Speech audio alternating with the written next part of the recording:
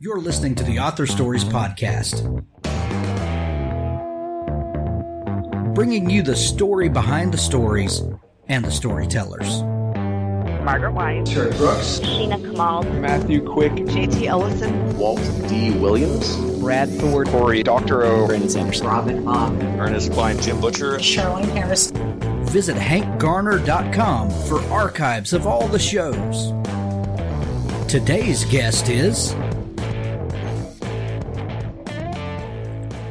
Well, thanks for joining me today. I am super excited to have Christina Dodd with me on this edition of the podcast. She has a brand new book called Point Last Seen, and it is a phenomenal book. I know you're going to love it as much as I did. Welcome to the show, Christina. Well, thank you, Hank. I'm so pleased to be here. I am so excited to have you. Christina, we love to start the show with some fun questions, and I've got one for you today. What is your first memory of wanting to be a writer or storyteller? You know, basically, I really did think as an adult that the writers were very special people who lived on an island and took lovers and smoked long cigars and stuff like that. Reality is quite different. But when I was in 8th grade, I won a writing award, and I that was probably like the first taste of the fun stuff that you can get if you write a good story. Did it come with a deed to your own island? It did not. Unfortunately, it's this little tiny trinket thing that I got, and it's so small that I actually have to put on my reading glasses now to see it. But I have it, by God. That's amazing. That is amazing. So do you credit that experience with kind of feeding the storytelling gene that was inside you? You know, I just was. My mother read to me from the time I can remember, and I just was a voracious reader. So it wasn't so much that I thought I could tell stories, but I made them up all the time. And eventually I got to that point where I thought, well, how hard can this be? Which is so arrogant and so unbelievable. And it took me 10 years to get published. So that's how hard it can be. It's to me, it was what I was born to do. And my first job, actually, I went to technical school and I became a draftsman. I designed roads, mines, and sawmills. And so I was completely off the track when it came to that.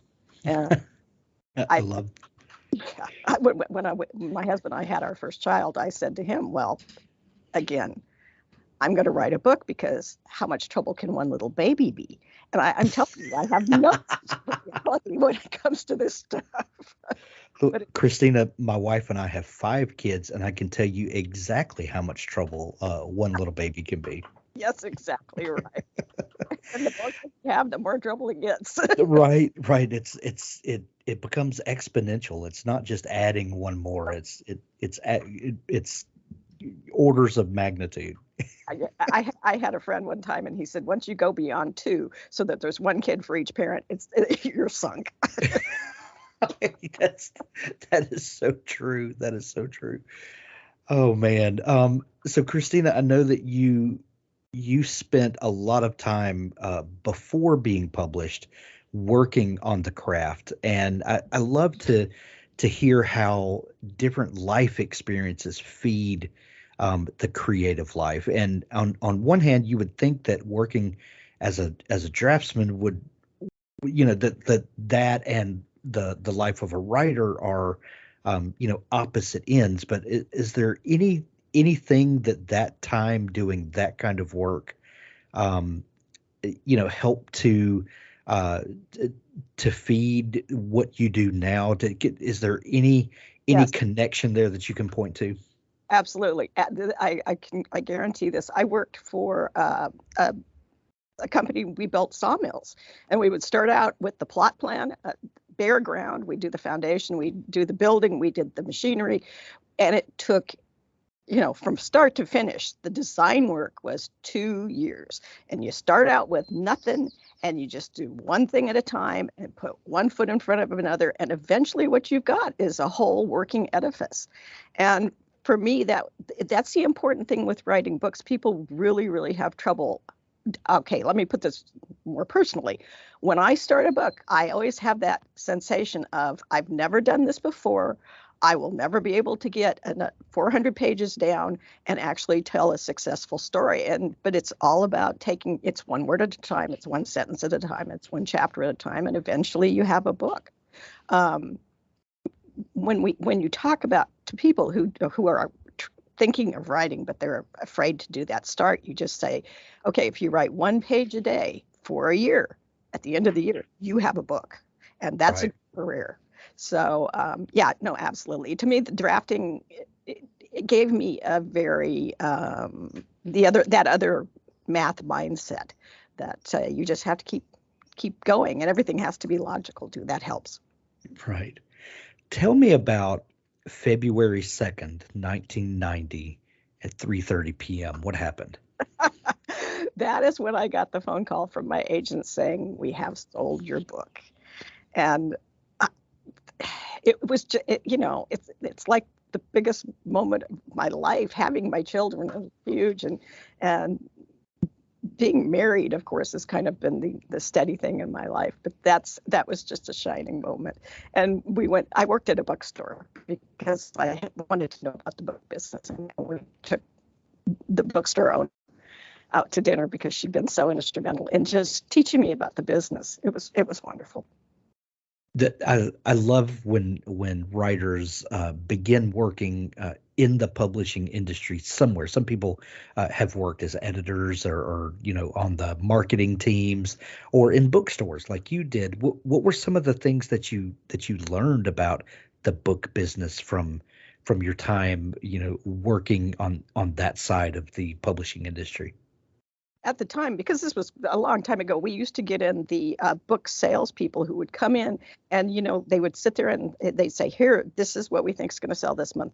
And they'd be laying the covers down. And the lady I worked for had been in the business for long enough. She'd go, 10 of this, 15 of this, 50 of this. She knew exactly what she was doing. But the other thing I learned, and this is possibly more important, was what readers want to read. And you're not just telling your own story, you also have to try and fit it for your audience. That's very important. So the mindset of understanding the market and then writing things that that the market will appreciate. And I think when you start talking about writing to market, people get the wrong idea, like it's some hackish way of thinking. But you can write an exceptional book, but if there are elements of that no one wants to read, then you haven't done anything. When I say writing to market, it's like if you write a mystery and the mystery doesn't get solved at the end, Right. You are not to market. If you write a romance and the couple doesn't get together at the end, you are not writing a romance. If you're going to target a certain market, and of course it's going to be something that you like to read, because you better know what you're doing. You need to fulfill the expectations of the reader. This is the job. Right. If you want to continue in the business, that's what you need to do. Exactly. If you want to be a spectacular failure, that's a very different thing. That phone call that you got on February 2nd, 1990, that was not for your first novel that you had written, though, was it? No. That was my third completed novel, and I had already I was already halfway through another book, because I didn't, by the time you've written for 10 years and you've written 3 books and you've had 2 kids and you have continued to put that one foot in front of another for long enough, you don't ever believe you're actually going to get published. And so I was just kept on writing. It did eventually get to be one of those things where I was too stubborn to quit. And, most people would have been just gone ahead and gone with it. But as I said, this was really what I was good at, and I knew I was good at it. Love it. So that moment launched your publishing career as we know it now. What was that first book, and kind of what genre territory were you writing in at that time? My first 49 books were romance. That My first 49 books. Let's just take a moment to appreciate that. it I love to read romance. I think trying to watch a man and a woman get together is just it's funny and it's wonderful, and there's always problems, and I think it helps really with anybody's relationships to read those books, to know that you are going to have problems and you keep moving through it. I mean, I've been married so long, and I always say that we have had a lot of happy years, and not all of them though. Right.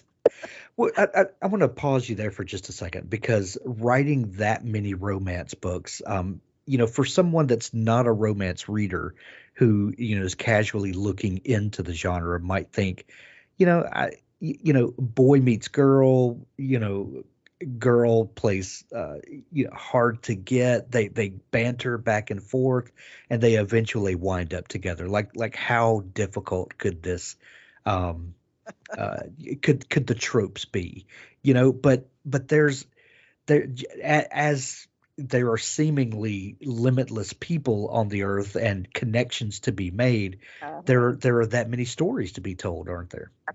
Exactly right. And you can always find the very simple stories. They're out there, and they're enjoyable in the hand of an expert. What do they say? It depends on which theory you read. There's only like six plots out there, something like that. And so you're always rehashing something that somebody has told before, but it's how it's told, and it's how the journey is. And it's just as a storyteller, that's very exciting that you have so many opportunities to tell different versions of the same story. It's kind of grand, and people love to read them too. But yes, okay. Where was I? Oh, first 49 were romance. Romance, and the first book was Candle in the Window, and when I finally sold it, then I started winning awards for it too. That's what happens when you write for 10 years. You eventually get to the point where you're good at your craft, and then I just kept going. I kept writing, and I eventually was that overnight success because number 19 hit the New York Times. I love the overnight successes that are 10, 15 years in the making. It was, I think, about 9 years. So yeah, it took a while, but I just kept writing, and I wrote 25 or 26, I can't remember, historical romances. And then I thought, because when I originally was writing, I was writing historical romance and contemporary romantic suspense. And so after I'd written a certain number of historical romances, I wanted to go back and write some romantic suspense. So I started doing that. And then there was a wild moment in my brain where I was watching Fiddler on the Roof, and I was kind of thinking about all the paranormal stories out there, and I ended up writing paranormal romance. And then eventually I went, and the books I write now are pretty much straight suspense, but of course I always have a relationship in them. That being a human being is to have relationships, and so that human touch is always there with my books. When if you start looking at romance for very long, you start realizing there are so many subgenres just under romance. Yes. You can really go deep. Where you mentioned romantic suspense and more modern romance or contemporary romance. I'm sorry.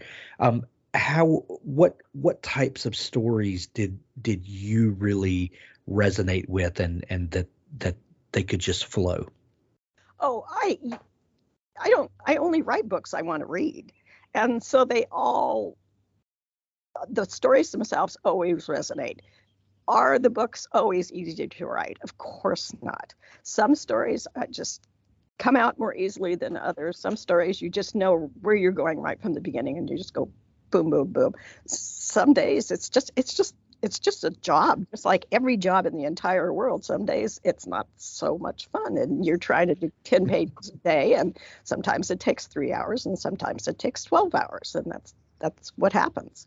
But it's, as I said, still a great job, and I'm not good for much else. At this point, I can cook and I can write, and that's about it. So if the first 49 books were romance, then when did you start shifting gears a bit? I went to suspense. Yeah, book 50 was Virtue Falls, and it was a hardcover suspense, and that's where I've been since. It's very much more suspense and much lighter on the relationships. But suspense is straight suspense is much more difficult because you have not difficult. That's the wrong word. But it's more intricate, as in you have to have so many different suspects, and you're going to set up this whole situation with crime. And but it's also very much a lot of fun. In Point Last Scene, it's set in Gothic, California, and what we have is this entire town that is built around this story that they have, that at night the fog comes in, goes out, and when it comes back in, it brings in souls from the dead. And so they have this whole legend in Gothic, which they're playing off of. They have a psychic reading, they have a psychic fair, they're having a great time with these and it brings in the tourists, and that's the idea. So this is how the town is surviving. And I was able to write so many eccentric characters in Gothic. I had someone else just say to me who read the book early, this is like a cozy mystery because you have so many eccentric people in this book. I want to talk about Gothic and the setting that you have for this book, and because I love it so much. But before we get to that, having written 49 books in the romance genre, and I think you had pretty well planted your flag and established yourself as a force to reckon with in that space, to then switch to a different genre. Were you ever afraid that your readers wouldn't follow you over, or was that ever a concern that I've done so much work here, I've established so much ground? Did it scare you to try something that new? I don't remember being frightened. I remember being challenged. That's a good way to look at it. Of course, many of my readers did not follow me into suspense. I had one lady who came to meet me at an autographing when I was with some of my early suspense books, and she said, and she came to meet me because she said, I can't read these, they scare me. And it was like, oh no, that is a perfectly valid reason, but she still wanted to meet me because she loved those romances. All of my romances also included a suspense plot, so it was not as huge a jump as you're visualizing. Sure. I that was how I knew how to write a romance, was to set up a suspense plot in it. And but of course, it's challenging.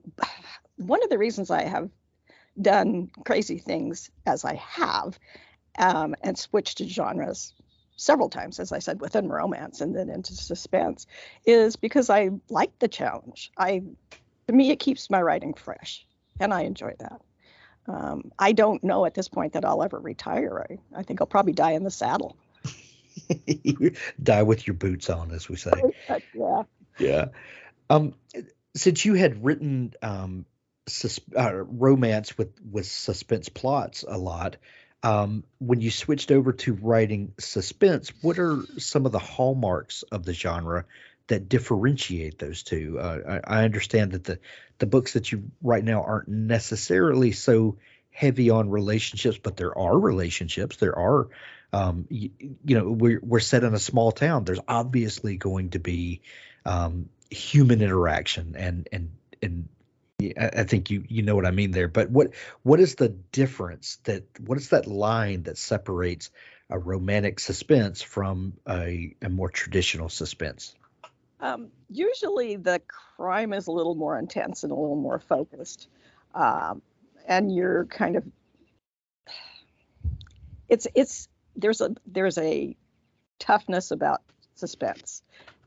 You're actually, I've written some scenes that were really hard for me to write because I'm a soft person, and but you just sit down and kind of write them a little bit at a time because it's real life is kind of grittier than it is in a romance normally.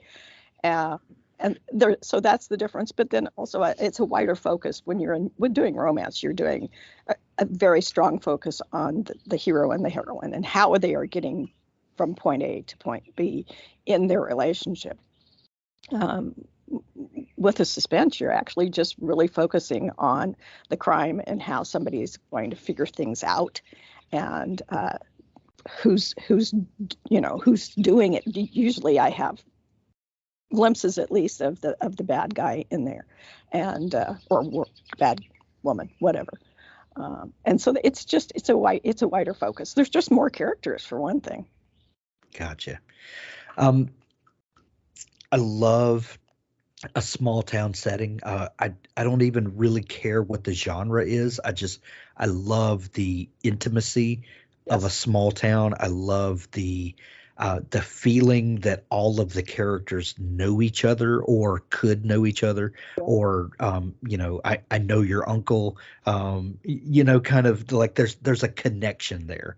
That whether it's an immediate connection or a loose connection, that there's something special about small towns and this setting, and as opposed to something set in Los Angeles or New York or some massive city, and that makes me think of like Michael Connelly's Bosch novels. Even though it's set in Los Angeles in this huge town, most of the story kind of centers around Bosch's precinct, and you've got a cast of characters there that are connected, and then the larger city plays into it. But there's always this desire to have a community, no matter what size town you're in. What does writing a small town offer you as an author when you've got that clean slate and you start thinking of a setting? What does that type of setting do for you? It's all of the suspenses take place in small towns for exactly the reason you're talking about. Is you really you can pull in that tighter focus on the characters, and I live in a fairly small town now in Washington, but I've lived in Houston. I lived in Houston for 21 years before we moved here, and so I understand how you can set that smaller town into a bigger town. At the same time, it's nice to have the small town intimate feel. People like it, and I think there's a mythology about that for sure. For me, the challenge has been when I write a small town, how do you make sure that if you're going to commit a crime, how do you not have a kind of a stagnant situation where if it's a small town, why don't you figure it out right away?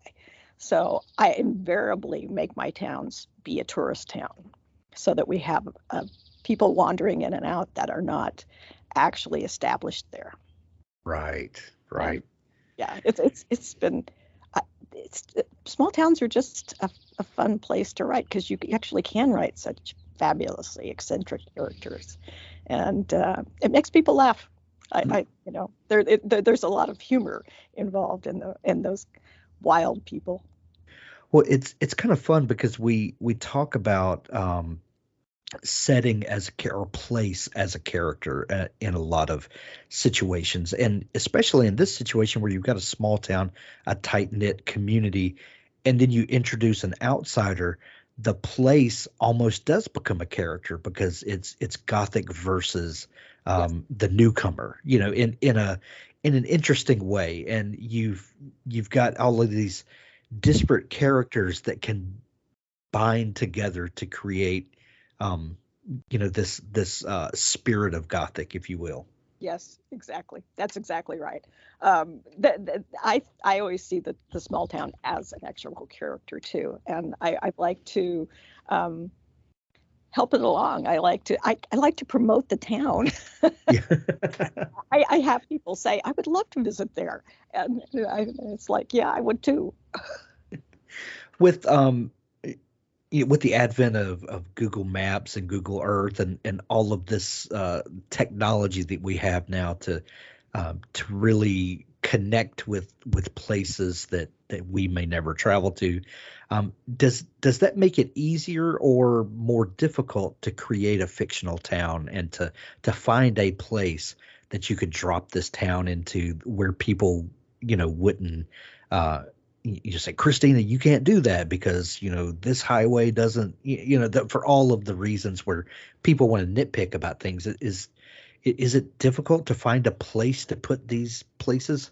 Absolutely not. I totally just say, where can I put this isolated town? And I put it there. And the readers, I've never actually had a reader say that. Really? No, not once. I put Virtue Falls was out on the Washington Peninsula, and I couldn't put it in Forks because somebody already did that. And that's really kind of the only town out there. And so I just totally plopped it down and put it out there. Gothic is on Big Sur, and there are towns, but nowhere close to where I was. My husband and I, this spring, we went and we drove Big Sur because I wanted to. I'm originally from California, and I remember it very fondly. And I wanted to see whether I had been way too nostalgic or whether things had changed or not. And the thing is, of course, Big Sur is what it is. Civilization doesn't actually touch it. And so I was very pleased to see that as a setting, as the area, I had nailed the area. I really got that right. But there's no town there. But nobody seems to care.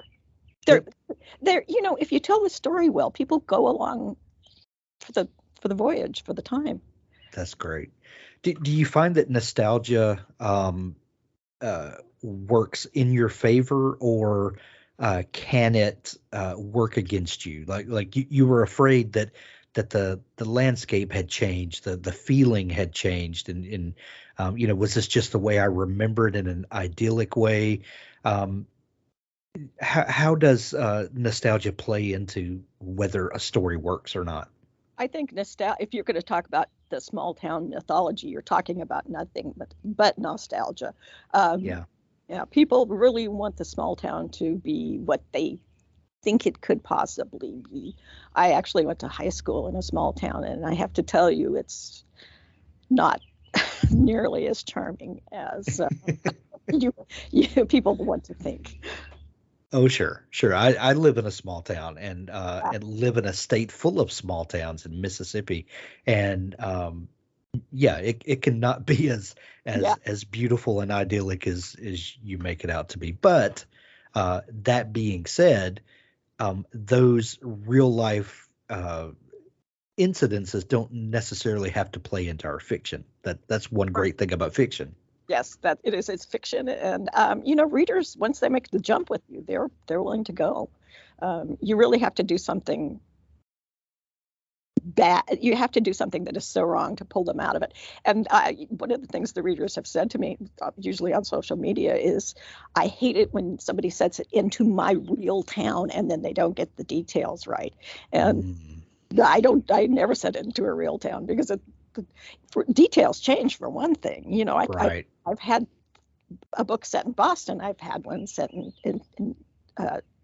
San Antonio. I mean, you have to be careful because my books are still out there and the town has changed. So I'm definitely going with fictional settings now. Well, not only that, but when you deal with a real place, especially one that is kind of touristy, you've got the tourist culture, and then you've got the local culture. And when we travel somewhere, I always like to find the little places where the locals go eat, because you can find an Olive Garden anywhere. And you're going to get the exact same food in Mississippi that you're going to get in Oregon or in, Washington State or Nebraska. It's all going to be the same.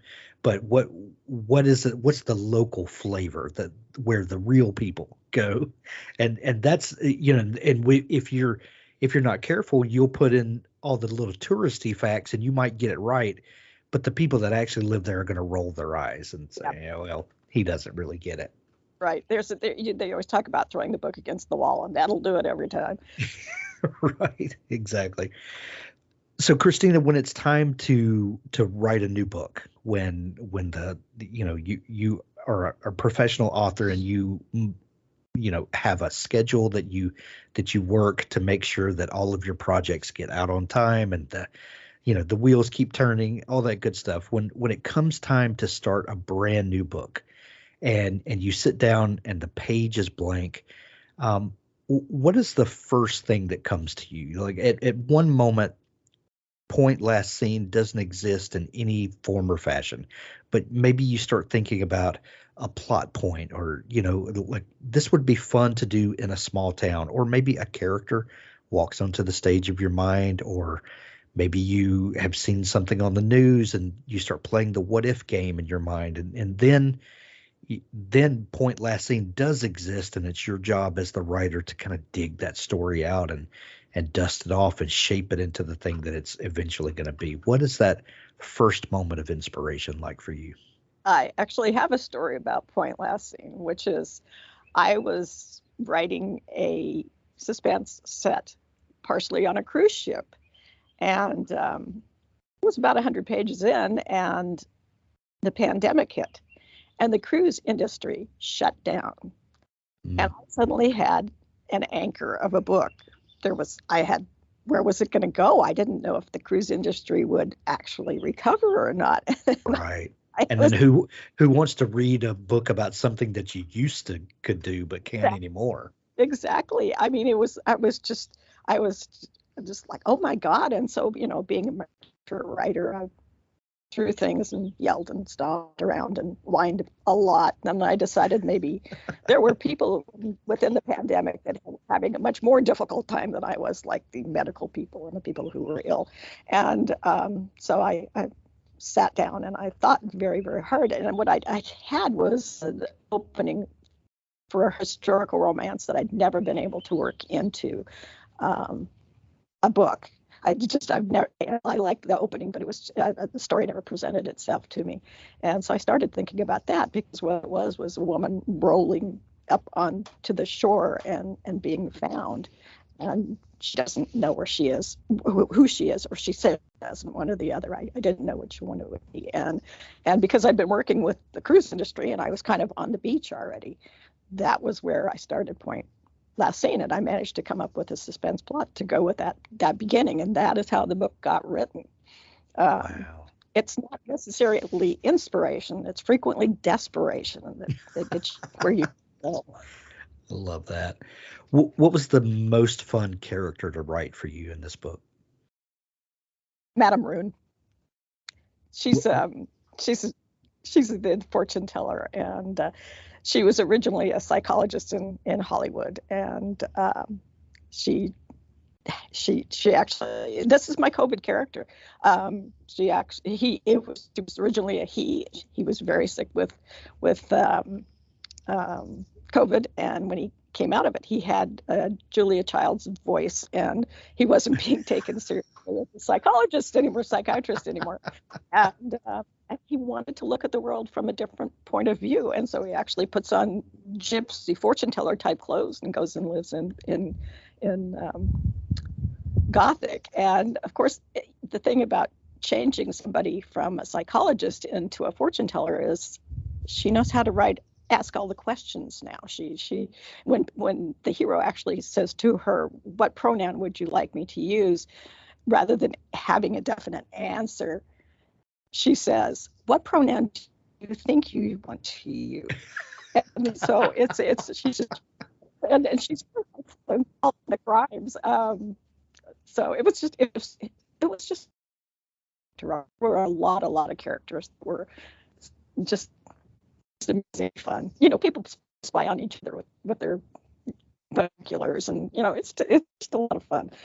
And I have one of the lady that owns the town, actually does own the town, is up on it's got a castle, always interfering, and nobody can stand her. It's so much fun. Point Last Scene, when you're hearing this, is available everywhere July 26th. Go grab it in your local bookstore, or if you choose to, use the links that we put in the show notes, where you can grab it in Kindle edition or the paper edition that you can hold in your hands. Also available from Audible as an audiobook. Christina, have you heard any of the advanced audiobook? Yes, actually, it's on my website, which is ChristinaDodd.com. And yes, we've got a clip on that page, the audio page for it. So fun. Yes, the voice actors are wonderful with the audiobooks. Love it. I love it. The book is available now. Go grab it today. Christina, this has been so much fun. If people are looking for, to dig into your back catalog and follow along with what all you've got going on, is your website the best place for them to go visit? I have a printable book, the list of books in series, and I also have, on the book page and click the covers and so please go to the website. You can get all the information there, and newsletter, because I'm always sending out. Excellent. We'll put links to all that in the show notes to make it easy for folks to find. Christina, thank you so much for taking time to come on the show. Thank you. Insightfully, it's always great to talk to somebody who's really read the book and enjoyed it.